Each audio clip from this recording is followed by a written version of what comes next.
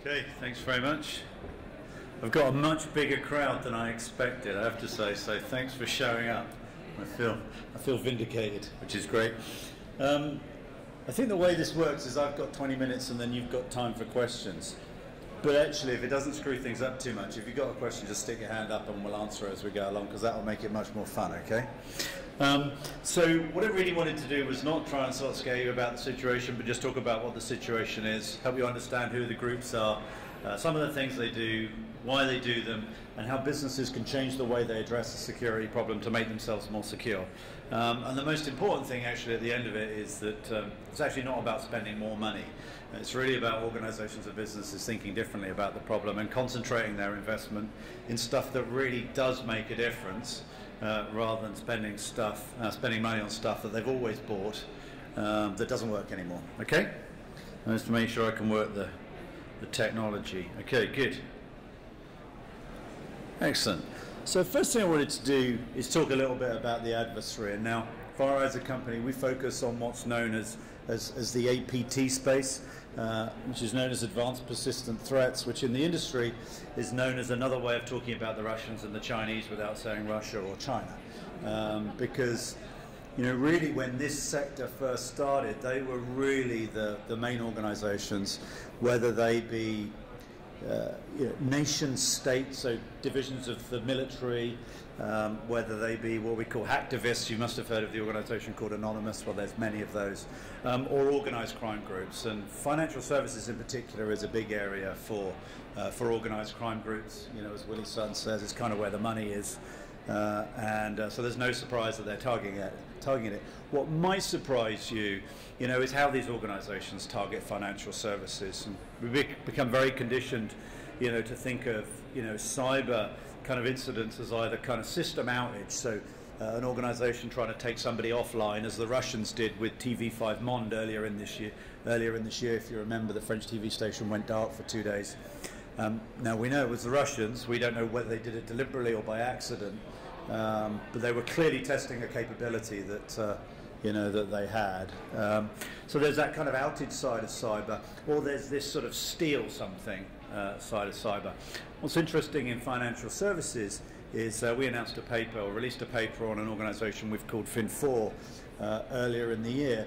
It's a pretty neat group of threat actors. It's an organized crime group, not state-sponsored, and what they did is they spied on companies, and they spied on companies to commit securities fraud. So they would look at emails around. They didn't actually take anything. There was no big download of data, and they would look at, you know, deals that the organization was working on. They'd also breach part of the deal supply chain, so the financial advisors, the legal firms, and make investments then in stocks, in a way legally, but committing effectively securities fraud and insider trading, you know, with the knowledge that they had. So there was no traditional, hey, something was stolen in that organization. This particular sector of the market that we focus on is very much a who. It's not really a what. And so again, just setting some context, these are real people. They are people that either do it as an illegal occupation, or whose job it is to target your organization. And that word target is really important, because they've decided that you're an important asset and they want to know about your business operations. Maybe you're a market leader. They want to copy you to get to market faster. They want to learn how a big international financial services company works, because they want to create one of their own. There's various reasons why they do it, but it's very much a who. And this is what's made them so successful in breaking into organizations, because actually, you know, if you want to keep somebody out, you need to be lucky like 1,000 times. If you want to break in, you only really need to be lucky once. And as we've expanded, you know, our use of the internet, as we've allowed mobile working, as we've brought mobile devices into the workforce, we've expanded what we call the threat surface to such a level that it's pretty much impossible to fundamentally stop people getting in. And, you know, some people may give up trying, but if they're really determined enough, they'll ultimately find a way of getting in. They are, on the whole, pretty professional. They're very well organized. They're well funded. Many of these groups, as I say, are either, you know, divisions of government, or are funded at an arm's length by government to conduct a particular type of espionage. And if you kick them out, they will return. As I say, they've decided that you're an important asset, and they really want to know what you're doing. What we tend to see around the world is geopolitical events affecting the amount of cyber activity that we see. So when tensions flare between North Korea and South Korea, you're probably not surprised to learn that cyber activity picks up. The European Union and Brussels were hit very, very regularly by Russian-based threat actor groups, because of the Ukrainian crisis and wanting to understand, what was being debated and what sanctions were likely and everything else. There's a direct correlation between what we see, in the online world and oftentimes what's happening, in the real world and in the newspapers. Just to add a degree of realism, this is what some of these guys look like. This is an organized crime group here on the right-hand side. Right-hand side, my right-hand side, your left-hand side. And the other dudes are a group from the PLA in China. These are people unusually actually subpoenaed by the FBI, people that they actually want to try and take to task over their activities. If you've read the paper over the last 24 hours, there's talk of a new cyber accord between China and the US. It'll be interesting to see whether there's an exchange of prisoners or anything that takes place with that. But anyway, the point is that it's real people, and they have the skills and the tools and the capability and everything to attack you that you have available to you to defend, with one key difference: they don't care about the law, and in most cases they're actually beyond the reach of the law. As I said earlier this morning, we've seen a massive growth in cyber activity and cyber attacks, but the level of successful prosecutions almost doesn't make the newspapers. We've created this sort of safe haven for criminals in particular to act online. There's a number of reasons for that. Firstly, the multi-jurisdictional nature of the way they conduct their crimes. Secondarily, attribution, as we call it, which is really pointing the finger at these kind of people, is actually pretty hard to do. There's an awful lot of plausible deniability, you can call it, that allows them to say, well, it looked like it might have been from China, but it was the Russians pretending to be the Chinese and everything else, and so it becomes very difficult to mount on a case. So where does it mostly come from? Well, the interesting thing about the cyber environment, and if we talk about cyber warfare for a minute, and some of the economic stuff is cyber warfare, I like to think of the environment as one that's kind of allowed the mouse to roar, which might sound a bit of a strange expression, but with the conflict going on in the Middle East at the moment, we've seen the rise of an organization called the Syrian Electronic Army. Now that clearly is a country in a very difficult situation, yet they've managed to develop and create and deploy fairly sophisticated cyber capability.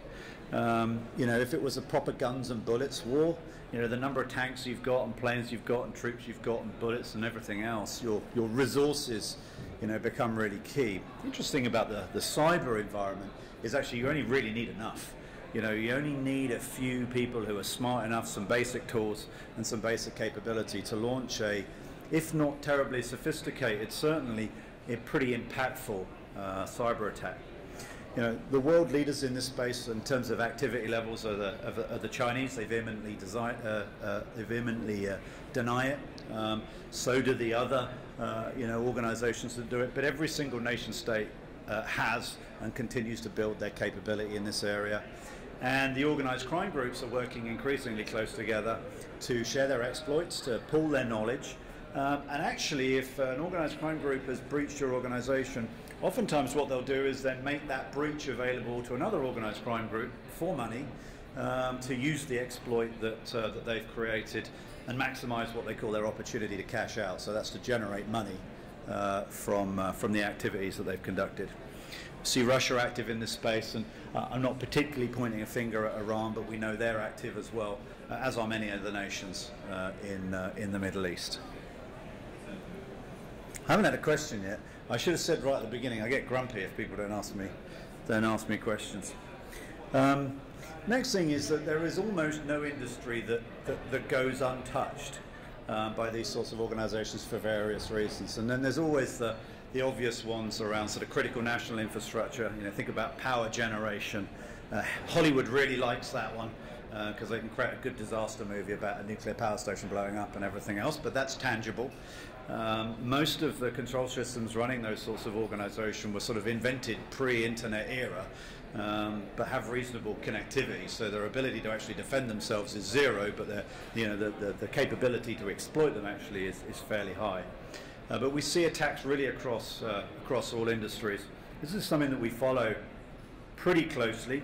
If you look at the first half of this year, so January to June of 2015, we tend to follow a couple of things. Firstly, we look at which industries are being targeted, and then what kind of techniques are being used, because the very sophisticated guys are very good at hiding their tracks. And in fact, if you think about how they've kind of evolved what they do over the last several years, sort of detectability, kind of trying to erase as much of the cyber DNA of their activity and evidence has become something of a real concern for them. So you can see government is de facto the largest attack surface, the most attacked group of organizations globally.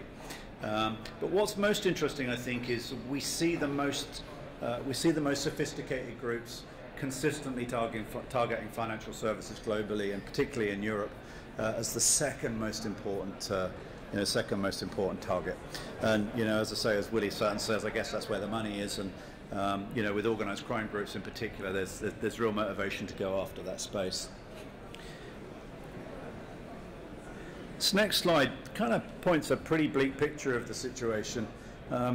It's neither good nor bad. It's kind of the reality, and the reality is, as I said this morning, and I've already said earlier today, if somebody wants to break into your organisation, they probably can. And these are just some of the organisations who somebody's decided to target and have successfully compromised their organisations.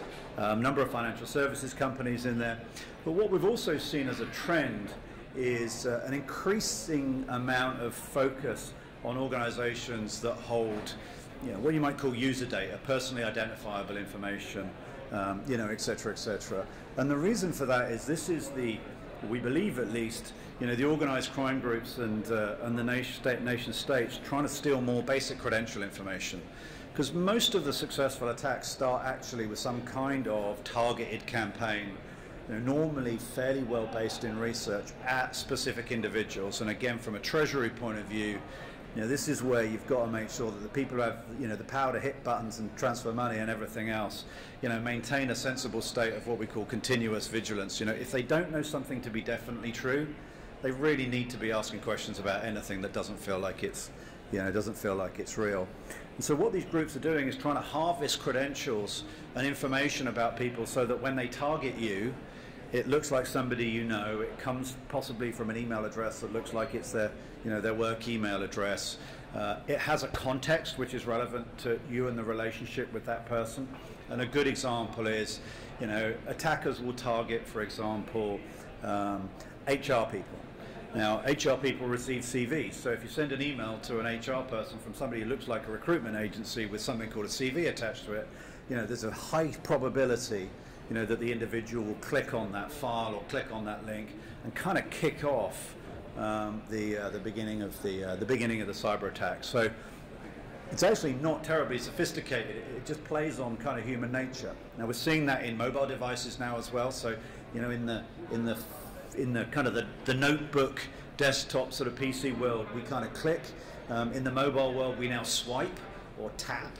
And again, we're seeing organised crime groups target mobile devices because increasingly that's one of the best repositories of contact information that exists. So as you think about, BYOD, bring your own device strategies and stuff like that as organisations, you really need to start thinking about what apps are installed on the devices that I'm allowing to connect or have access to corporate data, and what's their behaviour. Because the Apple App Store and the Google equivalent do a reasonable job of trying to make sure that the stuff doesn't breach their licensing policy, but they actually don't care that behind the facade of a good app, it's actually exfiltrating data from the mobile phone and sending it to command and control infrastructure to allow an attack group to launch an attack at some point in the future. I'm going fast, so I've got quite a lot of slides and not a lot of time. So I want to move, this next section is really about what we see in terms of real-world exploits, and it's really about the vulnerability of organizations. And so we regularly, do research. We're what we call we're an incident response company, and we're the preeminent incident response company, in the world. So the Sony breach, where the Koreans, not a disgruntled employee, but the Koreans, the North Koreans decided they were going to try and ruin a few people within Sony. We were the organizations that worked with the FBI on that. And many of the organizations that I've already talked about or have appeared on slides who've had a major breach have called on our services to help them really understand, what happened and recover them from the situation. As we work with organizations, we find some startling statistics about, what actually happens. The first one, and this may or may not seem like an awful lot of time to you, but it takes most organizations about 7 months to figure out that actually somebody other than somebody who should be in their network, is in their information systems and is potentially profiting from their investment in R&D money or the work that they're doing or learning from trade secrets or deal activity. The only important thing I think for that is for you to think about your businesses and think about what you do in 7 months. If you make cars, and how many cars do you make in 7 months? If you're a decent sized car manufacturer, it's a lot of vehicles. So you've got to create some context about that. But really from a cyber point of view, given how quickly an organization can be breached, which is typically milliseconds and not much more than that, to have unauthorized people roaming around your information systems undetected for 7 months is pretty frightening. It then typically takes most organizations 32 days to respond to a breach, and the new era of cybersecurity is not about stopping people from getting in, because as I've already said, you probably can't if they really want to get in. The secret is, how do I identify that they're in as quickly as possible, and how do I get them out as quickly as I can? And from an economic and stakeholder impact point of view, it's how do I reduce their impact on my organization, whether it's costing you money, whether it's damaging your brand, whatever it is. And increasingly, actually, if you're a senior executive of a company that gets breached, possibly costing you your livelihood, because if you look at the Target organization that were breached a couple of years ago, the board were retired, the CEO got fired, the CIO got fired, and the head of security got fired. And I actually haven't seen any of those people turn up in jobs anywhere else yet. And it's 3 years after, it's 3 years after the incident. So there's a really tangible personal impact of being a senior person in a breached organization as well. So the strategy has to be about resilience and survivability. How do we get back to normal, productive business operations as quickly as possible? This is not about compliance.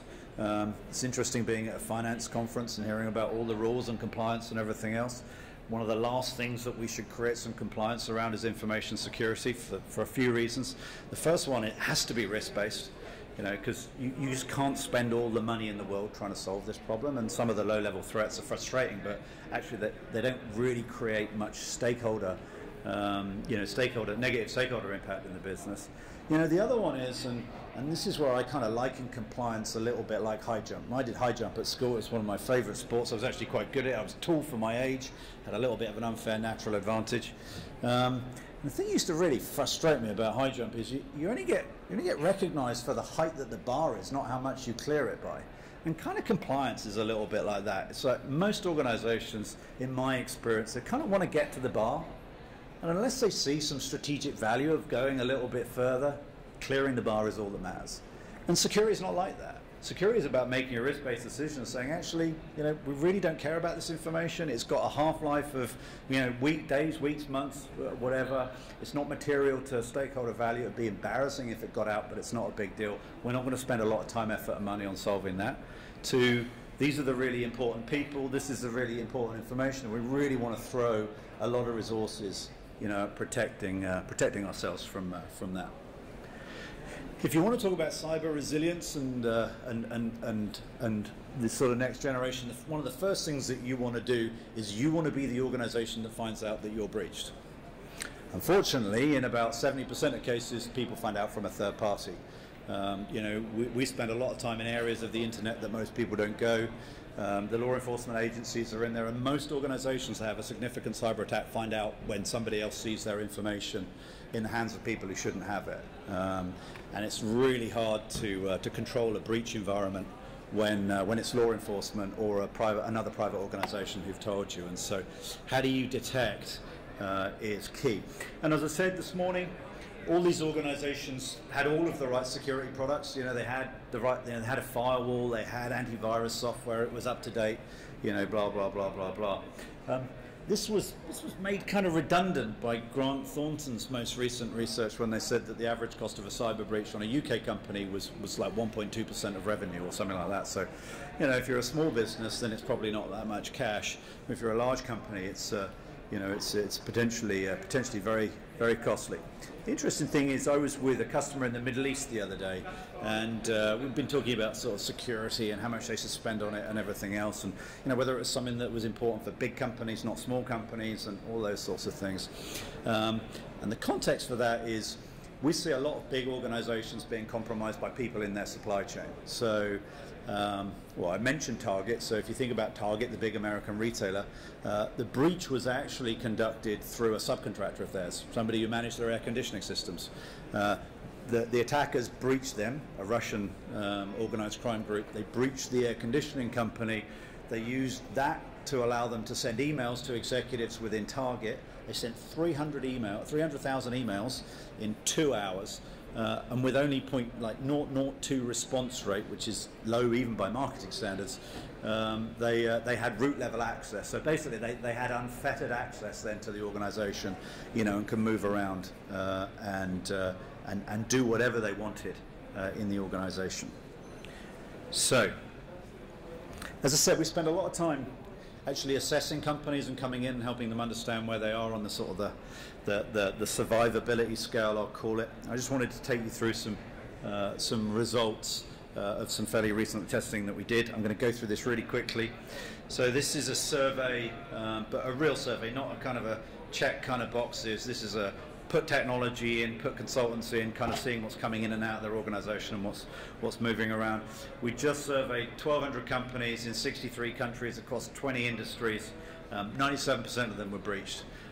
By breach, what we mean is that there's either active, what we call command and control infrastructure, communication taking place, so that's bad guys taking stuff out or communicating with their control systems within the organization, or evidence that that has been, you know, been put in place at some point in the past. Yeah, that's actually not that big a deal. The most concerning one is that nearly 30% of them had evidence of what I say, these APT groups, and these guys are really, you know, really very, very capable. If you look at the split of those customers, it's pretty well split geographically, and it's really a reflection of where we invest our time. EMEA is increasingly the most attacked, geographic area. We've seen that accelerating since the middle of last year, where you're now, I think, 2/3 more likely to be targeted by an organised crime group if you're a European organisation than you are an American organisation. So there's a great trend towards targeting European organisations as well. So if you look at industry, the largest category is financial services organisations. That's the only thing I really need to pick up on that slide.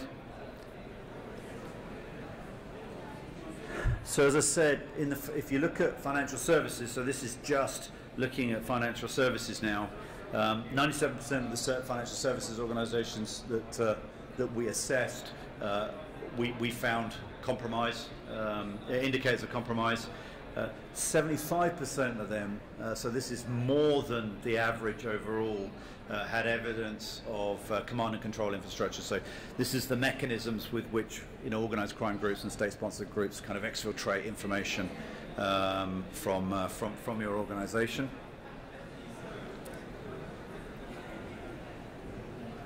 So here's an interesting slide. I think it's interesting. And I really just want to talk about the exploit. The rest of it is kind of less important. The challenge for the security professionals in your organization is that they've been trying to justify significant investment in security technology for a long time.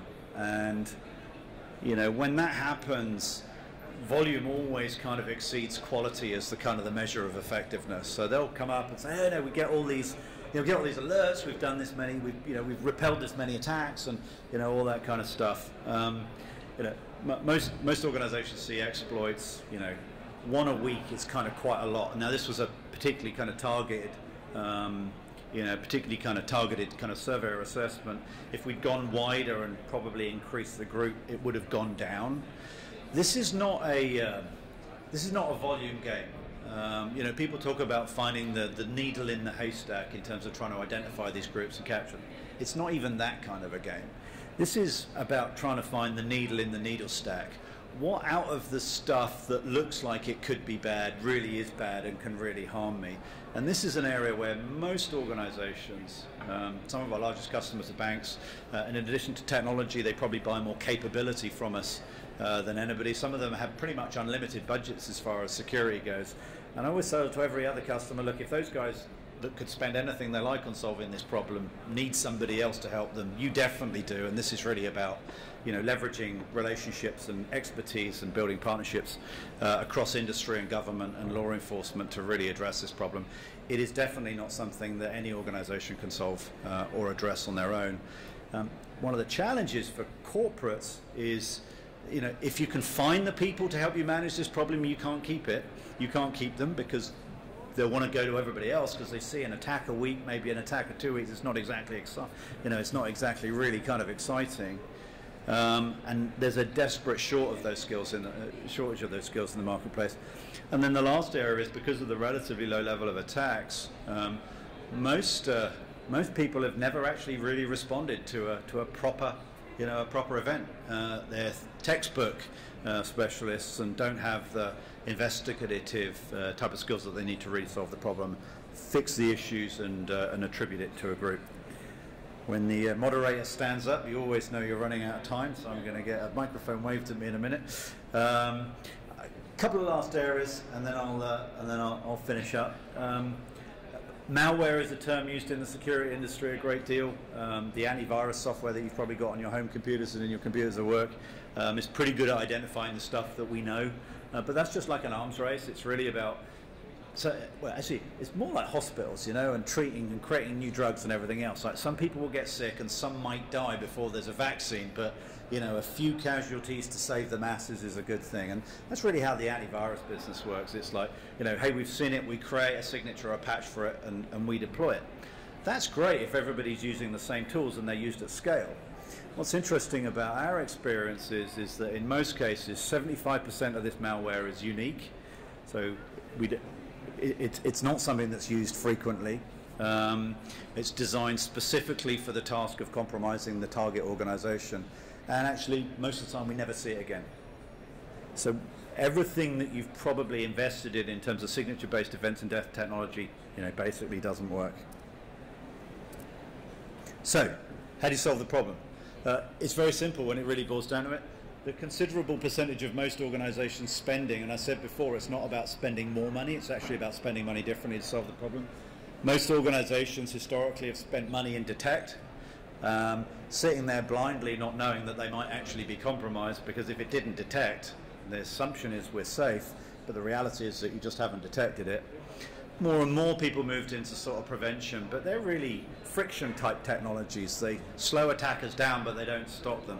The real focus of investments on the most successful companies, the most successful organizations, the ones that have the most dynamic and proactive security strategies, have recognized actually it's about knowing who's after me, how they work, why they work, when they're active, and creating strategies and programs that allow them to identify them quickly from their behavior, and then very quickly move into this sort of resolution or remediation phase, that we call it. And so, for your organizations, and you're probably not budget holders for this kind of stuff, it's really not about kind of flashing lights in data centers. It's actually about people who've got skills, understanding those alerts with intelligence from law enforcement and the industry to say, actually, this looks like this known Russian group because they use these, techniques and tactics, as we call it, and these are the countermeasures that we're going to deploy against them to remove them from our organization so that we can return to normal productive operation as quickly as possible. Last slide. So what do you need to do? Well, firstly, you need to demand more from your security investments. The industry and government spent about $50 billion on security last year. The considerable percentage of it doesn't really solve certainly this problem and many of the security problems. But security professionals, for some reason, feel very uncomfortable kind of throwing off everything they used to buy and buying services and capability that can really help them solve the modern problem. It's about taking a risk-based approach and saying actually losing some of this low-value information is not a big deal if it allows us to protect the stuff that's really strategic to our organization. You have to recognize that you can't stop every attack. Now this is something that security professionals for some reason find it very hard to say. You cannot stop every attack. You are going to get breached. Focus on the ones that could really impact you, not the high volume of stuff that costs you storage or frustrates users, because they impact productivity, but they typically don't impact the bottom line or the top line or the reputation, or put you in trouble with a regulator in the same, in the same way. Make more balanced investments and strategies. So I talked when we were looking at the quadrants. It's about the bottom half today. It's not about the top half to the same degree. Security is more than just your own IT. So I talked about Target being compromised, being led by an air conditioning organization that was a subcontractor of theirs that got attacked. We've seen that in other countries where a major manufacturer uses a third party to run the financial analyst part of their website, the investor relations part of their website. They got compromised. That compromise led them to be able to compromise the kind of the parent company, and all of a sudden a very small business takes down a very big business because of those liabilities. So don't just think about your own IT, think about the people that you have business relationships with, electronic connections with. And I'm definitely out of time now. So thanks very much. Thanks for showing up.